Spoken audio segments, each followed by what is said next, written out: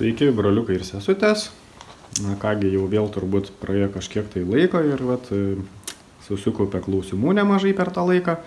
Ir šiandieną galvoju padarysiu jums, kaip čia dabar, klausimų atsakymų iš terariumo, žinoma.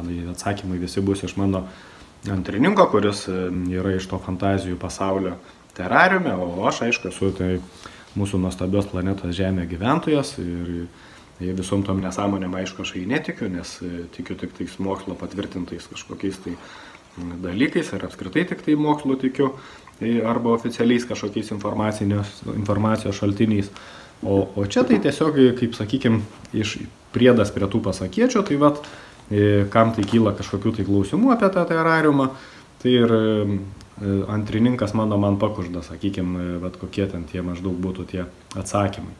Nu ir pasižiūrėkim, dabar pradėkim prie klausimų.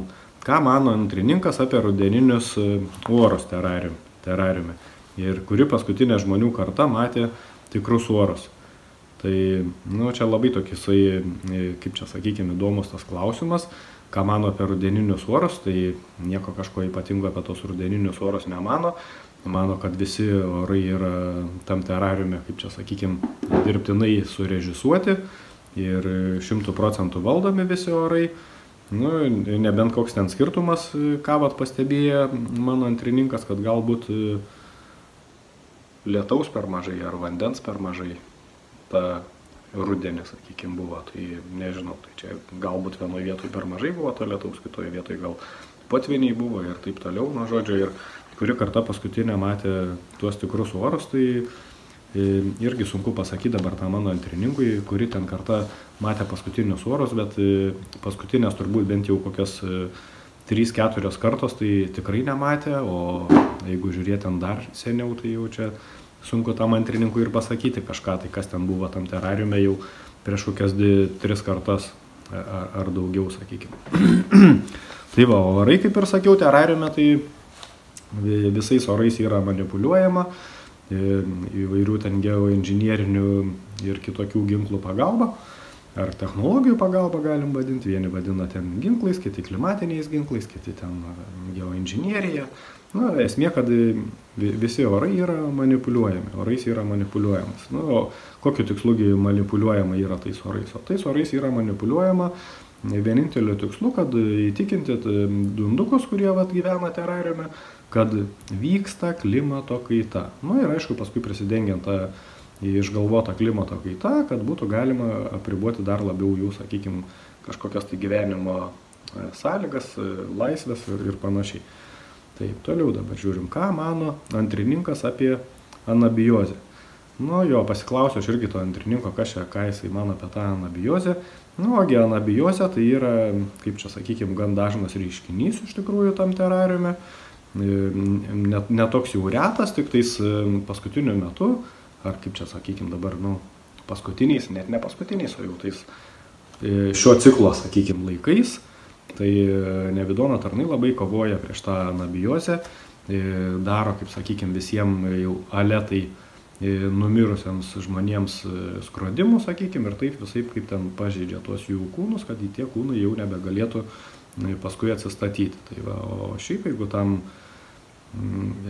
kūnui, sakykime, netrukdyti, tai aišku, kad didžiulė tikimybė yra, kad tas kūnas tiesiog jisai pats susireguliuotų. Čia tai anabiozė tam terariume, tai yra panašiai kaip kiekvieną naktį eina žmonės miegoti ir per tą naktį jų kūnai atsistato, pailsi, ten susiremontuoja, kas ten reikia ir panašiai. Tai anabiozė irgi kažkas tokio panašaus, tik tiek, kad tas jų kūnas, sakykime, jisai ne per naktį atsistato, o atsistato ten, sakykime, per 2 savaitės ar per savaitę ar kažkas tai tokio. Per savaitę, man atrodo, kažkur tai jau taip, kad atsistato jau tas kūnas. Jeigu jis atsistato, nes taip, kitas iki būna tas kūnas taip pažįstas, kad ir anabiozė jau nebepadeda tam kūnui atsistatyti. Tai čia tiesiog yra tokia kūno reakcija į kažkokius tai kūno veikimo sutrikimus, taip pasakykime jo. Ir kai susideda tų sutrikimų labai daug įvairių, tai tiesiog jau tada gaunasi ne tai, kad naktį miegi ten prarandi sąmonę, o gaunasi, kad kūnas patenka į tą anabiozę. Tai va, tai tiek, nežinau, ką mano. O jeigu dar kažką konkrečiau, tai kažką klauskit, gal pabandysiu dar pasiklausti.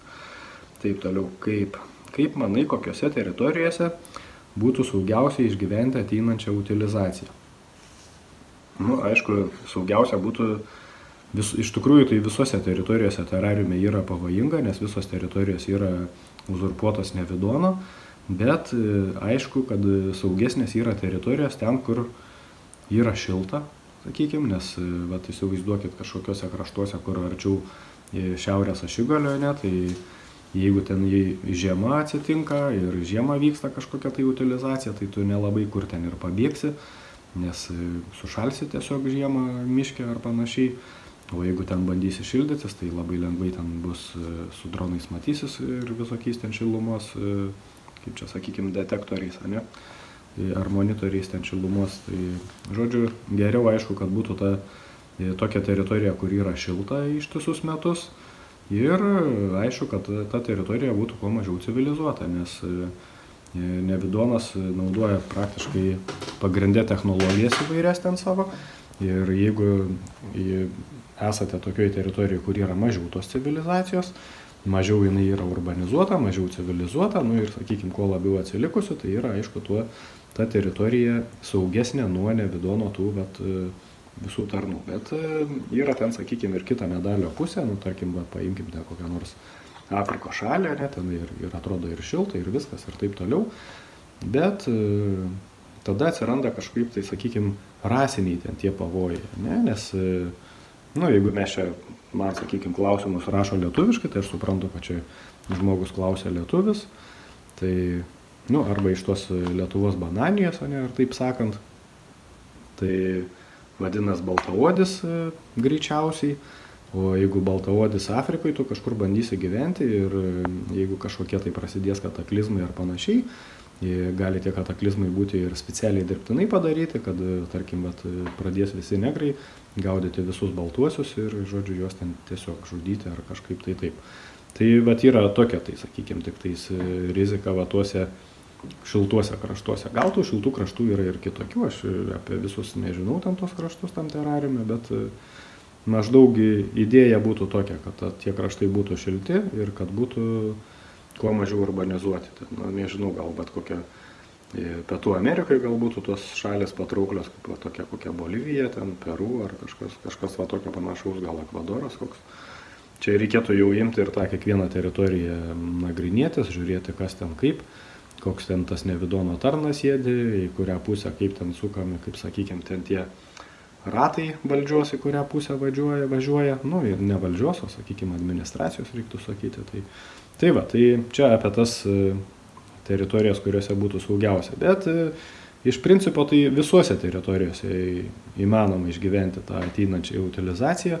Ta utilizacija vis tiek nebus jinai 100%, ne, ten galbūt bus 90% ar kažkiek tai ir kažkas vis tiek tą utilizaciją išgyvens, vienaip ar kitaip. Tai tada pereinu prie kito klausimo. Jei taip galvoji ir skleidi tiesą žmonėms, kodėl pasislėpęs esi, ko bijai?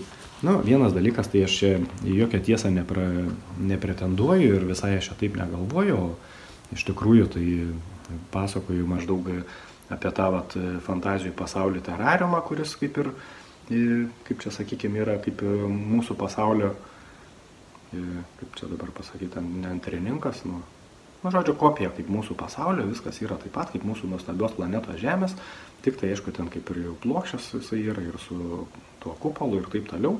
Tai aš ir pasakoju apie tą terariumą iš tikrųjų.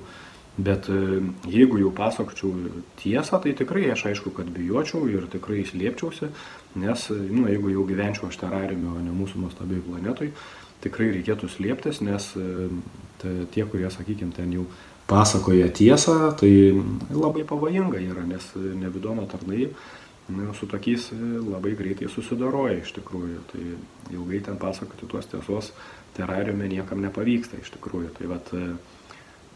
Tai tiek turbūt taip galėčiau atsakyti į tą, sakykime, klausimą. Jeigu kažkaip ne taip atsakiau ar kažką, nu, tai vėlgi visą laiką galit patikslinti. ir vėl susikaups ten kažkiek tų klausimėlių ir toliau aš jums, kaip sakykime, pabandysiu atsakyti, pasitarę su tuo savo antrininku, ką jis ten jau man papasakos, tai aš jums taip ir perduosiu. Tai va, tai žodžiu, tiek tų klausimų buvo tik tai šį kartą susikaupę, tai dėkui, kad paklausėt, tikiuosi, kad į tuos klausimus aš jums atsakiau, o jeigu kažko dar neatsakiau, tai visą laiką mielai prašom, parašykit, paklauskit. Dėkoju dar kartą visiems, kurie klausė ir iki kito karto.